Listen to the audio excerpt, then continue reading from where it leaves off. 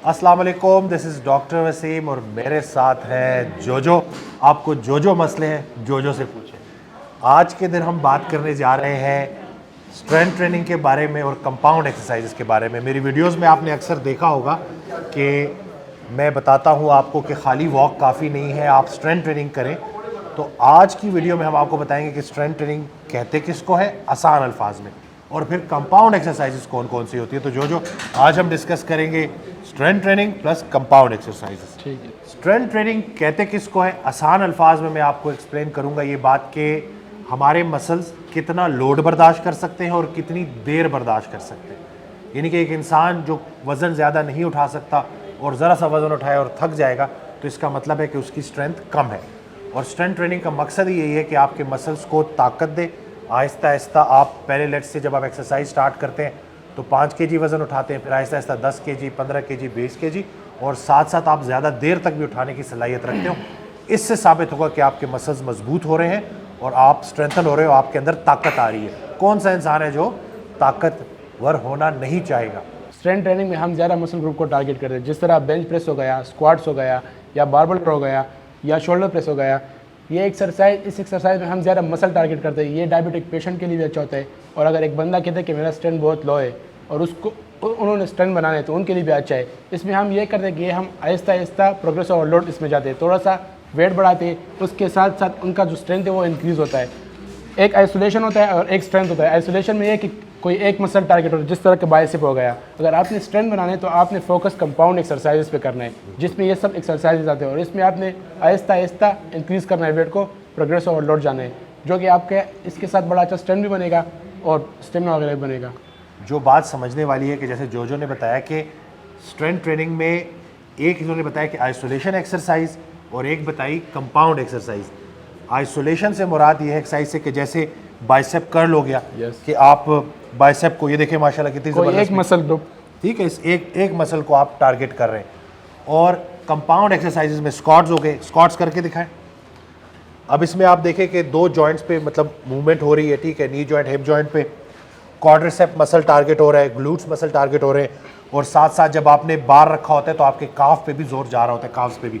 तो यानी कि एक ही एक्सरसाइज में आपने ज़्यादा मसल ग्रुप को टारगेट किया, तो उसको हम बोलेंगे कंपाउंड एक्सरसाइज।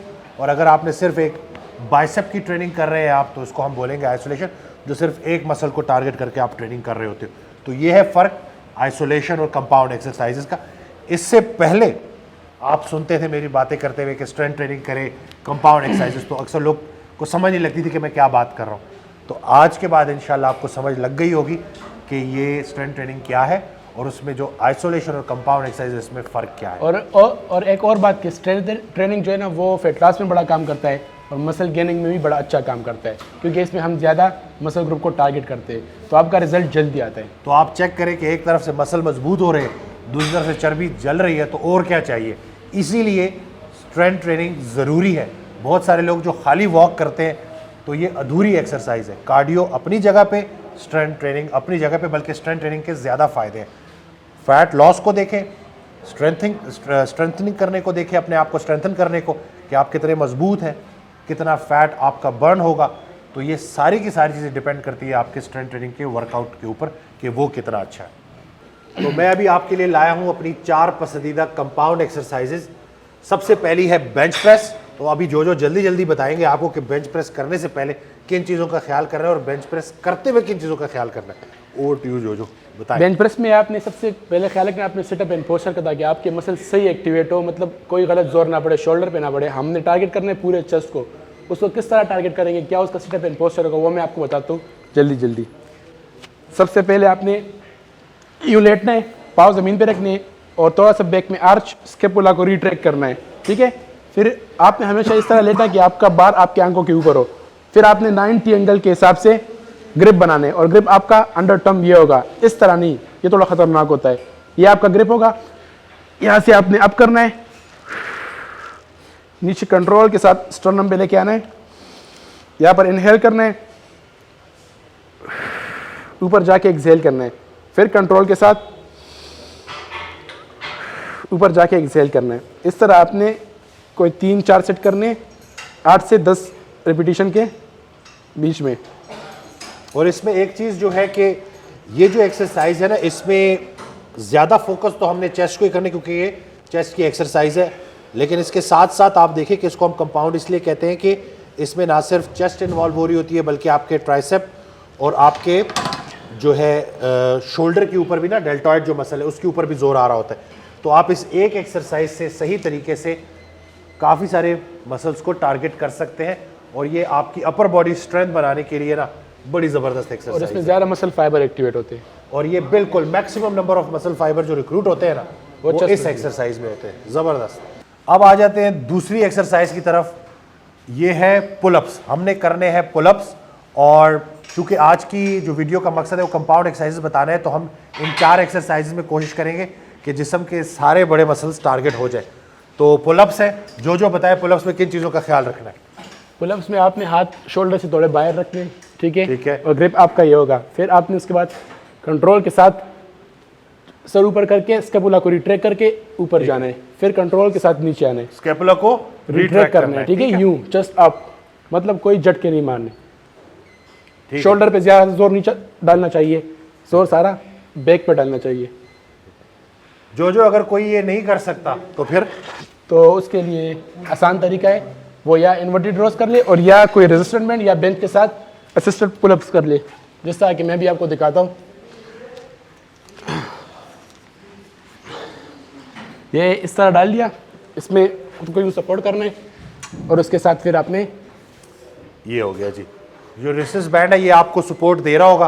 तो अगर आप स्टार्ट में, ऑब्वियसली ये काफ़ी मुश्किल एक्सरसाइज है, इसको 2 या 3 रेप्स करने के लिए भी आपको काफ़ी ट्रेनिंग करनी पड़ेगी। तो अगर आप स्टार्ट में नहीं कर सकते तो रेसिस बैंड की मदद आप हासिल कर सकते हैं। दोनों सही है तरीके, और पहले स्टार्ट रेसिस बैंड से लें, और फिर आहिस्ता आहिस्ता इंशाल्लाह अनकरीब आप खुद से भी बगैर रेजिस्टेंस बैंड की मदद के आप ये एक्सरसाइज करना शुरू हो जाएंगे। पुलअप्स में अक्सर हम कहते हैं ना हमने बैक की एक्सरसाइज की है, तो बैक सिर्फ एक मसल नहीं है, बहुत सारे मसल्स का मजमूआ है। तो ये जो एक्सरसाइज है ना, ये बड़े ज़बरदस्त तरीके से बैक के मसल्स को टारगेट करती है, और ना सिर्फ बैक के मसल्स को बल्कि आपके बाजुओं पे भी जोर आ रहा होता है, ठीक है। तो यानी कि हमने बेंच कर लिया, बेंच प्रेस कर लिया, फिर हमने पुलअप्स कर लिए, तो हमने चेस्ट और बैक के मसल्स को टारगेट कर लिया। अब आ जाते हैं तीसरी एक्सरसाइज की तरफ। बहुत ज़रूरी एक्सरसाइज है ये, आपकी लेग्स का वर्कआउट बहुत ज़्यादा इंपॉर्टेंट है। स्क्वाट्स हम आपके लिए लेके आए हैं, बॉडी वेट भी करेंगे और फिर वेट के साथ भी करेंगे। अगर आपने अभी अभी जिम ज्वाइन किया है तो जाहिर सी बात है आप वेट्स के साथ नहीं कर सकेंगे, तो आपने बॉडी वेट स्क्वाट से स्टार्ट करना है, और फिर आपने चले जाना है वज़न की तरफ, और फिर आपने उठाना है वज़न। तो आज की जो एक्सरसाइज है ये तीसरी स्क्वाट्स, इसके बारे में जो बताया कि किन चीज़ों का ख्याल रखना है। पहले बॉडी वेट स्क्वाट्स की तरफ आ जाते हैं। बॉडी वेट स्क्वाट्स में वेरिएशन होते हैं, हमने लगाने कंपाउंड, ठीक है। हमारे जो लेग्स है वो शोल्डर विद पार्ट होंगे, ठीक है, इस तरह, ना ज़्यादा बाहर ना ज़्यादा क्लोज होंगे, इस पोजीशन में होंगे। फिर उसके बाद आपने इन 2 जॉइंट्स का ख्याल रखना है, ये दोनों आपने एक टाइम पे मूव करने हैं, ठीक है, ना आगे की तरफ ना ज़्यादा पीछे की तरफ। इन दोनों का इकट्ठा इस्तेमाल करना है, इस तरह हिप पीछे की तरफ जाएगा यूँ इस पोजीशन में, कमर ज़्यादा आगे नहीं करना, ज़्यादा सीधा नहीं करना, ये आपका पोजीशन है। इससे फिर ऊपर आना है, कोर को टाइट रखना है, ठीक है। नीज को देखें कि वो उसके टो से आगे नहीं जा रहे, ठीक है, बिल्कुल एक ही उसमें एक साथ हिप जॉइंट पे, नी जॉइंट पे एक साथ ये मूवमेंट कर रहे हैं। और इस एक्सरसाइज का मकसद है जो आपकी लेग्स के मसल्स हैं, लोअर बॉडी के जो मसल्स हैं सारे, जिनका स्ट्रांग होना बहुत ज़्यादा ज़रूरी है। आपकी अक्सर जो जिम में मैं देखता हूँ कि लोग लेग्स का वर्कआउट सही तरह से नहीं करते या अपर बॉडी के ऊपर ज़्यादा फोकस करते हैं, तो ये बैलेंस का होना बड़ा ज़रूरी है। तो स्क्वाट्स बहुत इंपॉर्टेंट है। अब आ जाते हैं वेट्स की तरफ के। बॉडी वेट तो आपने इनको बता दिया। अब अगर लेट से बारबल के साथ ये करना चाह रहे हैं तो उनमें किन चीज़ों का ख्याल रखेंगे? बारबल में आपने कोशिश करना कि एक बार आपने इस ऐसे रखने की आपके शोल्डर के मुताबिक हो, ज़्यादा नीचे या ज़्यादा ऊपर ना हो, ठीक है। उसके बाद आपने वही लेग्स का पोजीशन बनाना है, नी को स्लाइडली बेंड रखना है, फुल स्ट्रेट या आगे की तरफ नहीं रखना ताकि आपका बैलेंस अच्छा हो। फिर आपने कोर को टाइट रखना है, और बार जो है वो हमेशा आपने मिड पे रखना है, ना ज़्यादा ऊपर ना ज़्यादा पीछे रखना है, ठीक है। इधर करीब आ जाए ताकि ये देख लेना कि लोग कहाँ गलती करते हैं। आ जाए, ये इसका पोजीशन हो गया, थोड़ा मैं पीछे आया, ठीक है। मैंने ना बहुत पीछे रखना है ना बहुत ऊपर रखना है, ठीक है, बिल्कुल ये पोजीशन है जिस पे आपने बारबेल को रखा मैंने है। इनहेल किया, जबरदस्त, नाइस एंड स्लो, जबरदस्त, क्या बात है जी, माशाल्लाह। ये है इसका सिटअप एंड पोस्चर। हम इसके बारे में क्यों बात कर रहे हैं कि आपने सही एक्सरसाइज लगाना है, क्योंकि हमने मसल बनाने मसाइल नहीं, ठीक है। बिल्कुल सही बात है, मसले नहीं पैदा करने अपने लिए। गलत तरीके से एक्सरसाइज होती है, फिर कोई इंजरी हो जाती है, फिर मलबा सारा बॉडी बिल्डिंग पे गिरता है। तो ये वीडियो बनाने का मकसद यही है कि एक्सरसाइज का जो इफेक्टिव तरीका है, ज़्यादा अच्छा तरीका है, ज़्यादा सेफ तरीका है, वो आप अपनाएं ताकि आप भी फिट हो और आपको देख के और लोग भी फिट। अब आ जाते हैं आखिरी एक्सरसाइज की तरफ। चेस्ट हमने कवर कर ली, बैक कवर कर ली, स्क्वाट्स के ज़रिए हमने लेग्स के मसल जो है उनको टारगेट कर लिया। अब आ जाते हैं शोल्डर प्रेस की तरफ। इससे हम आपके जो शोल्डर्स हैं, जो डेल्टॉइड्स हैं, उनको टारगेट करेंगे प्रॉपर। डिफरेंट वेरिएशन होती है इसमें एज के हिसाब से, लेकिन आज बिल्कुल बेसिक जो बता दें इनको। अभी हम लगाएंगे शोल्डर प्रेस, जो कि कंपाउंड एक्सरसाइज है पूरे डेल्टॉइड के लिए, ठीक है। ये हम बेसिक बता रहे हैं, इसमें बहुत वेरिएशन होते हैं जो कि एज के हिसाब से और आपके मेडिकल के हिसाब से उसको हम आपके लिए रिकमेंड करते हैं। पर अभी हम सिर्फ बेसिक लगा रहे हैं जो स्ट्रेंथ ट्रेनिंग में आते हैं, जो सबसे मशहूर है। इसमें भी आपने अपने लिग्स का ख्याल रखना है, अपने रिस्ट का ख्याल रखना है, एल्बोस का ख्याल रखना है और कोर का ख्याल रखना है। कोर आपने टाइट रखना है, एल्बोस थोड़े से आगे रखने हैं और यहाँ से आपने अप करना है यूं इस पोजीशन में। यहाँ पर आपने झटका नहीं देना, आपने सिर्फ यहाँ पर आके शोल्डर को थोड़ा सा एलिवेट करना है, ठीक है। एलिवेट करके नीचे कंट्रोल के साथ फिर आना है। अक्सर लोग बहुत तेज़ी से उठा के ना बड़ी तेज़ी से नीचे ले आते हैं। तो टाइम अंडर टेंशन कहते हैं कि आपका मसल कितनी देर उस टेंशन में रहा है उस एक्सरसाइज के।